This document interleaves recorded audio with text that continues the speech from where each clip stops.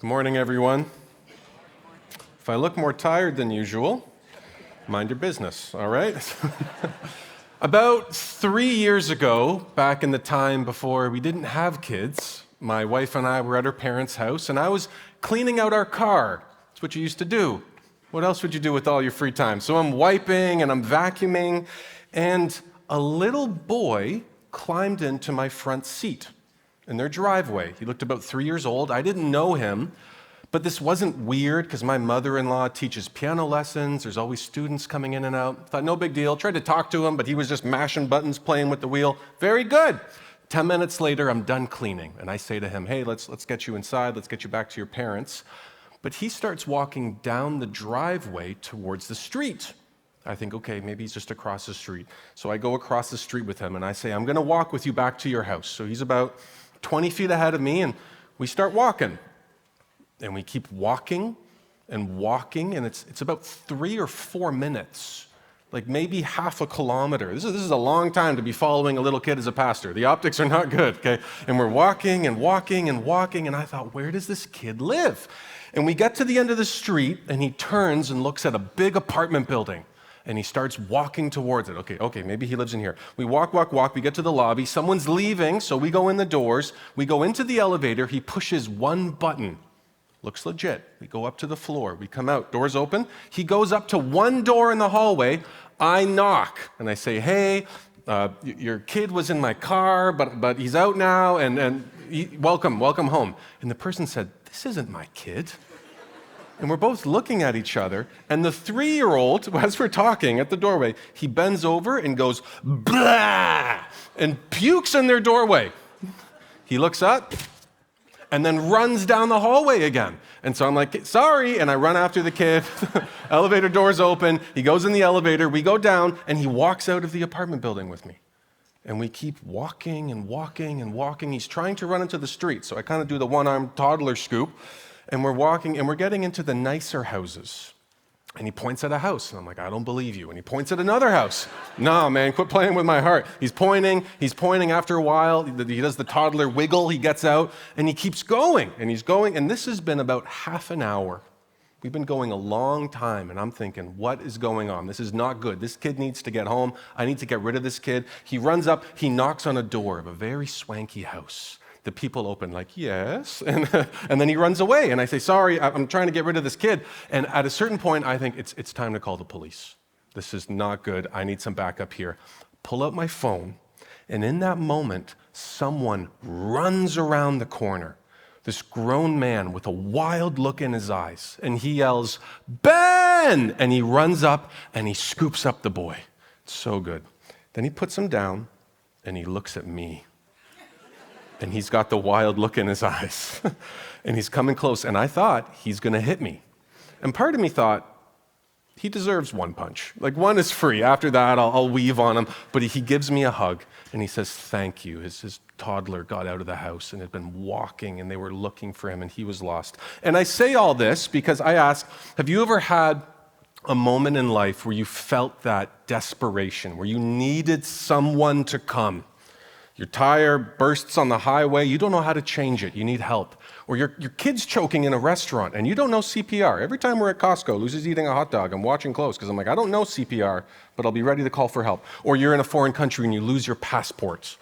This feeling of desperation that you need someone to come is surprisingly the foundational posture of Christmas. Seems counterintuitive. Maybe you think the right way to feel about Christmas is butterflies and sunshine and looking forward to it, or you're looking at Christmas with dread. You got all the things to cook, all the places to go. This is just going to be a marathon. But we're going to see that this posture of desperation and hunger is actually the price of entry into celebrating what's happening at Christmas today. We're going to be looking at this together. We're going to be specifically looking at who is this person that is promised. What is this gift of Christmas? And we'll look at it in 2 ways. Most of our time we'll be looking at specifically what is said about him, this person that is to come, and then what is said by him. We're only going to look at this a little bit at the end. What's said by him about himself and what he's come to do? So to answer this question, What's the proper posture of the heart leaning into Christmas as we're looking at Wednesday and Thursday coming down the pipe? I would invite you to turn your Bibles to the book of Isaiah, chapter 9. You got to work for this. It's actually going to be helpful to see the whole chapter in front of you. I'm going to pull bits and pieces. If you can see the whole context, this will make this much better as we look at this posture together. The Gospel of Matthew, there's Matthew, Mark, Luke, and John. If you start in the New Testament, when it's introducing the person of Jesus, Matthew starts quoting from Isaiah chapter 9. Isaiah chapter 9 is talking about this people in this place, and Jesus goes out to that same place centuries later, and the author's lining these things up. Look. This isn't an accident. It's happening now. So I'm going to read from Matthew 4, and then we're going to jump to where you're looking in Isaiah 9. Matthew 4, 13 to 14. And leaving Nazareth, this is Jesus, he went and lived in Capernaum by the sea, in the territory of Zebulun and Naphtali, so that what was spoken by the prophet Isaiah might be fulfilled. Now Isaiah, I'm going to jump to chapter 9, verse 2. The people who walked in darkness have seen a great light. Those who dwelt in a land of deep darkness, on them a light has shone. What is the meaning of Christmas? What's the true meaning of Christmas? Christmas contains many truths, many beautiful, wonderful, glorious things, but you won't be able to understand any of them until you understand this. The world is in darkness. This is the necessary condition for celebrating Christmas, for celebrating the light that's coming. And darkness, when we see this word in the Bible, it can kind of mean two things. It can refer to ignorance or evil or both at the same time. But it says the world is in a state where we don't know what we should do. That's ignorance. And we're doing the things that we ought not to do. We don't know what we should do, and we're doing the things we shouldn't. And specifically at the end of Isaiah chapter 8, the prophet's talking about these people who aren't listening his words. They're not listening to the words of God, and instead they're following popular religion, popular opinion, and superstition.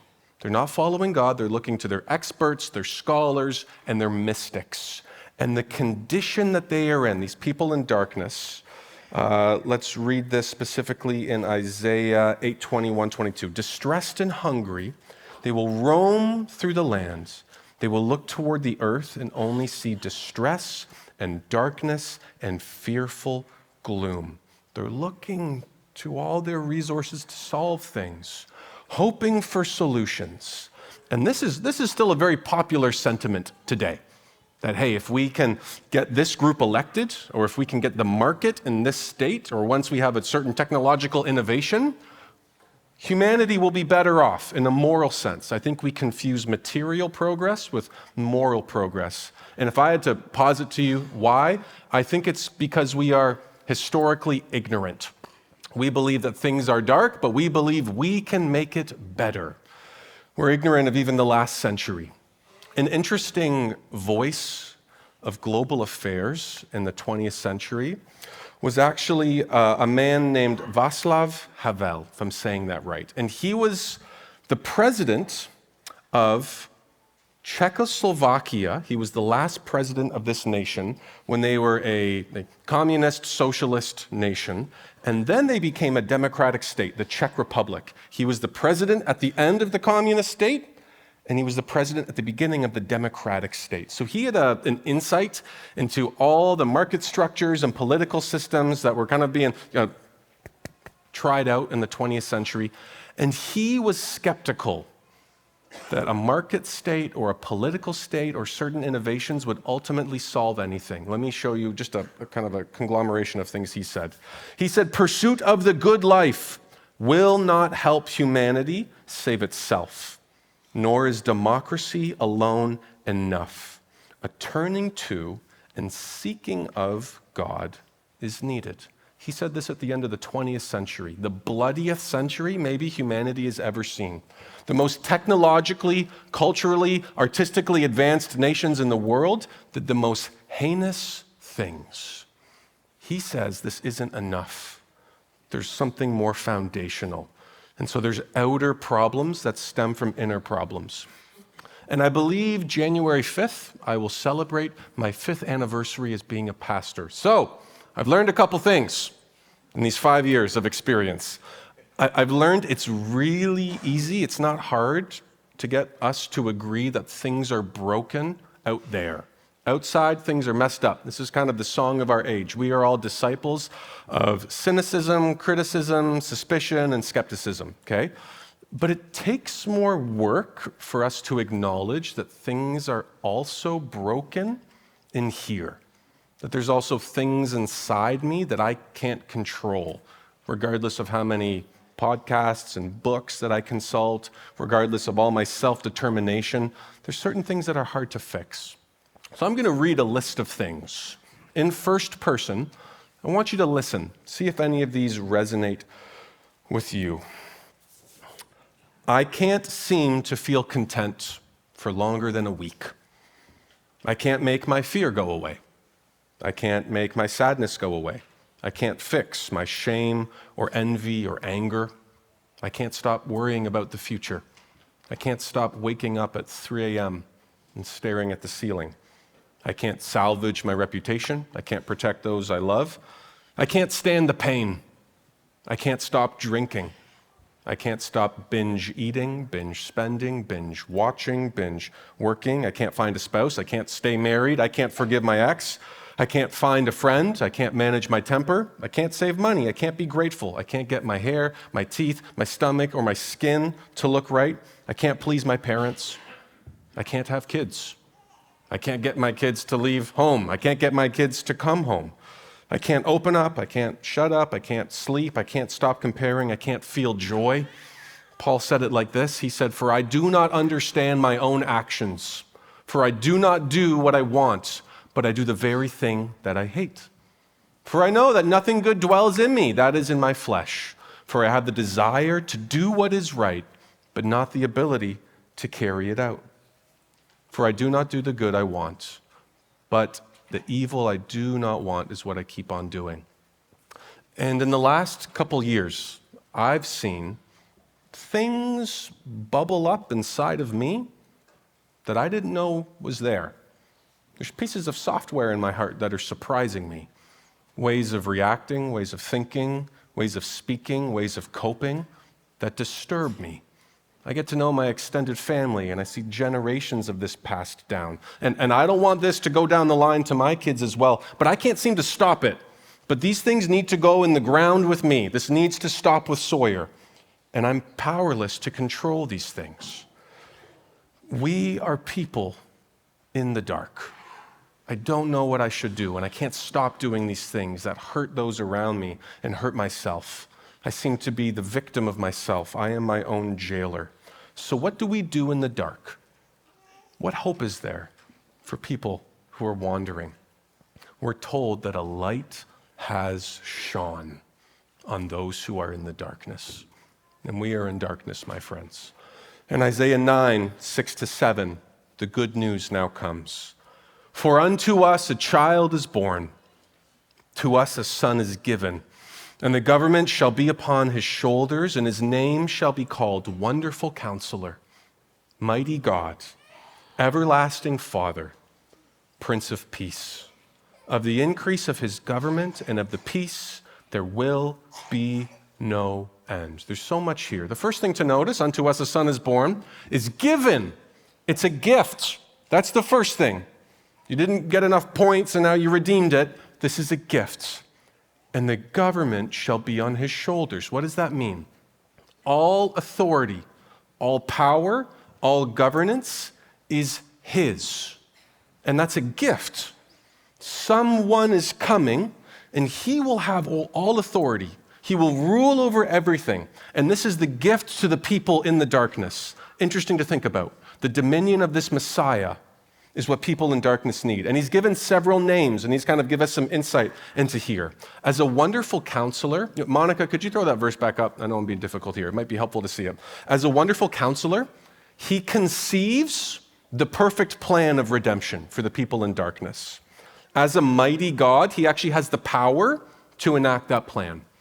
As the Father, he has the love and the passion to look at and see the weak and the hopeless and the marginalized and the disenfranchised as he enacts this plan. And the result of this, of his reign, of his stewardship, of his plan of redemption, is peace. This is what he brings, and it will be forever. Plan, power, passion, and peace.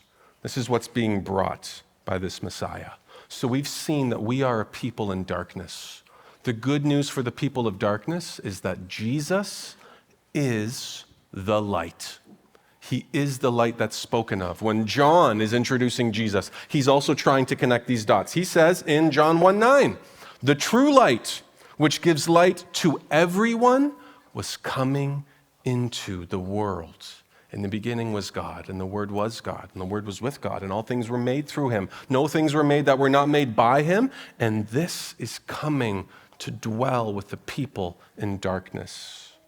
It's interesting, even when the angel is speaking to Joseph, he says, the child that Mary has, you shall name him Jesus, for he shall free people from their sins. He shall free them. He shall free people in every single way they need to be freed. To the shepherds, the angels come and say, we bring good news of great joy that will be for all people. For Christ the Lord is coming. The Messiah, the answer to all of Israel's promises that will be a blessing to the whole nation. This person is coming. That's what's said about him. Now, what's said by him? What is said by this Savior? I know we're kind of jumping before Christmas and after Christmas, but this will help us keep the full picture in mind. What's said by him? If this is true, if Jesus is the one who they say he is, it's an important question to see, what does he say and how do we respond? And this is kind of the question that we answer every Sunday. This is all of the Christian life. But there's a passage in the Synoptic Gospels, Matthew, Mark, and Luke, and it beautifully dramatizes this. It acts it out. We see a true principle embodied here when he's interacting with the person at the synagogue. I'm going to read this in Luke 6, verses 6 to 11. It's really a minor point of the passage. It's not even the main point, and it's easy to miss this. But I think it's going to get our hearts ready for Christmas. So, on another Sabbath, he, Jesus, entered the synagogue and was teaching. And a man was there whose right hand was withered. And the scribes and the Pharisees watched him to see whether he would heal on the Sabbath. And so they might find a reason to accuse him. But he knew their thoughts. And he said to the man with the withered hand, come and stand here. It's like me calling one of you up onto the stage. And he rose and stood there. And Jesus said to them, I ask you, is it lawful on the Sabbath to do good or to do harm, to save life or to destroy it? He's putting their finger right on their hearts.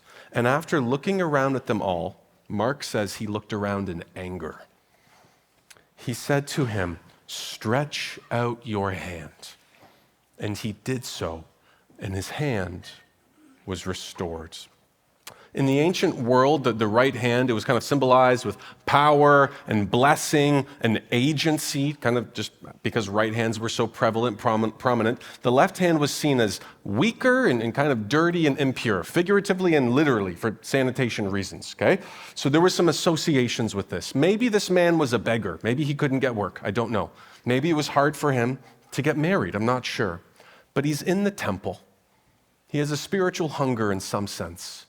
Maybe he knew the story in 1 Kings 13 of when a withered hand was healed. But for some reason, he wasn't in this case.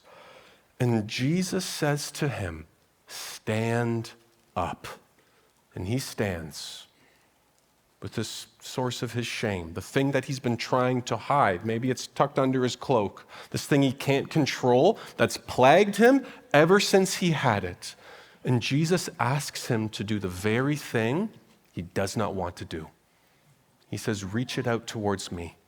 I want you to expose this to me. He's in a room full of people with perfectly functioning right hands, index fingers that work just fine to wag their fingers at the disabled and the sinners and rabbis who heal on the Sabbath. Disability in the ancient world, very similar today, carried a stigma with it. Was God upset with you? Who screwed up, you or your parents? Why is God giving you all these problems? And so the man exposed the source of his shame, and Jesus healed it. He healed it. I think there's something here about this posture that Jesus asks him to do. I think it's what he asks us to do as well.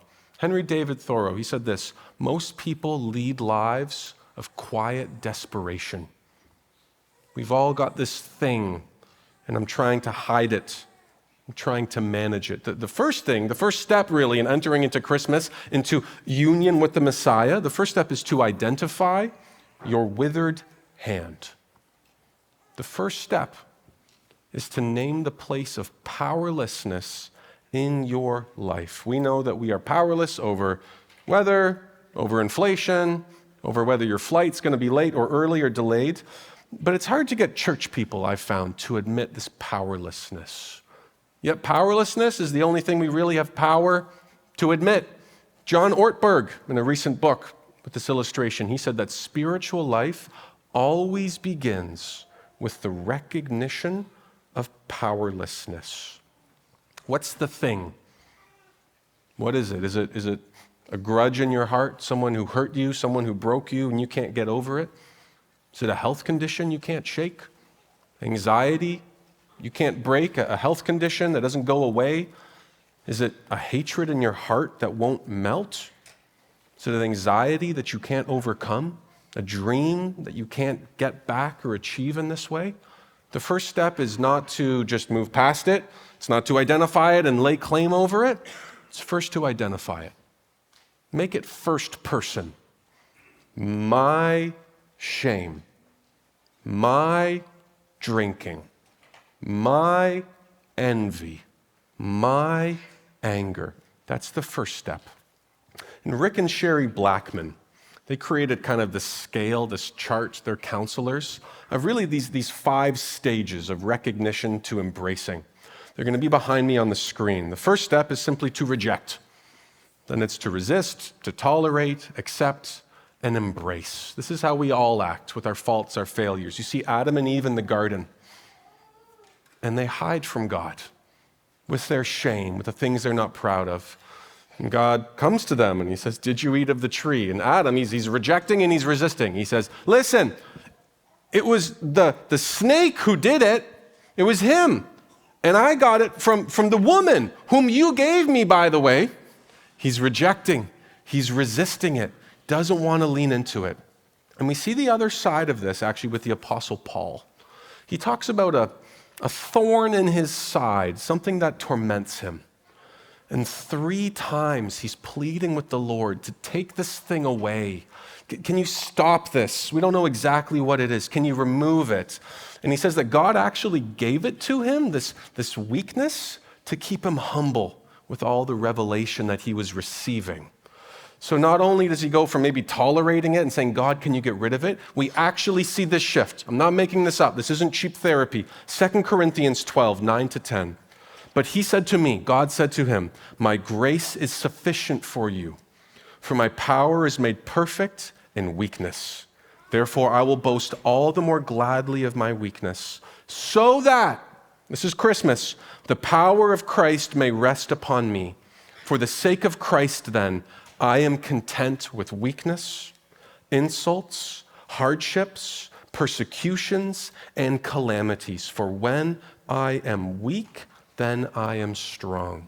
He embraced this. He praised God for it because in the face of his weakness, he saw the grace of God.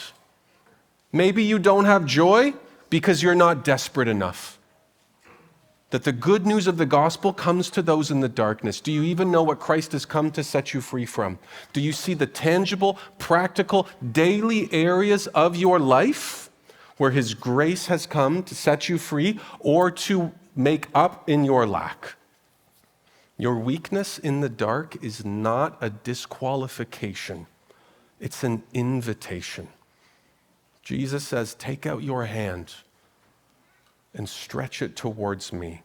This is the whole point of why he has come. Like that little boy Ben, he didn't know where to go. He couldn't get himself home. I couldn't help him. We needed someone else to come. And the message of Christmas is that there is brokenness outside of us and inside of us, and someone is coming. And we rejoice at this gift of grace, who has the plan to redeem all things because he has all knowledge. He has the strength to enact it because he has all power. He will not miss anyone because he has perfect love, and he will bring the peace. Do you see today your need for this? So the first step, the posture to celebrating Christmas is recognizing this, that I admit that despite all appearances, I am not fine. Think today, where's your withered hand? It's that thing we're tucking away that Jesus says, bring this towards me. I want to show my grace in this. And you know what? Maybe this is cheesy, but let's do it together. Think of that thing. Let's reach our hands out. Why not? We're embodied creatures. We're going to repeat this together. Monica, could you throw that back up? I admit that. You say it. Despite all appearances, I am not fine. Put your hands down. Friends, this is the invitation to the gospel. Spiritual maturity is not incompatible with desperation and weakness.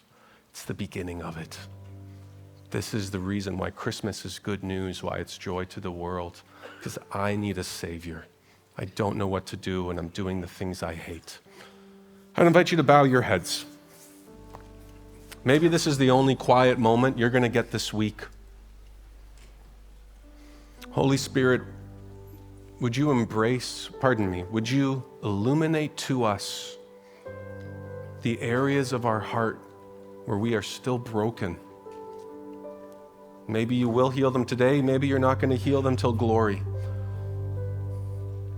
But these areas where we see where your Son has come to be our strength, to be our perfection, to be our hope, to be God with us. I pray today first just for the honesty to recognize this. Would your Spirit show them that there is safety in your love to embrace these things that we hide, that we mitigate, that we tolerate. That love could open our closed hands and soften our hardened hearts. That we would see the majesty of the Savior, and it would cause us to sing and to praise. I pray against shame, pray against fear, but the perfect love would cast it out because of the work of your Son. That there would be freedom in this place, perhaps the beginning of healing in our posture of desperation. That we wouldn't lose this hunger, that it would drive us to share this, to love others freely. Pray for an assurance of pardon, knowing that we've already been set free from these things. Maybe we haven't even confessed unto you or to others. We take a few moments,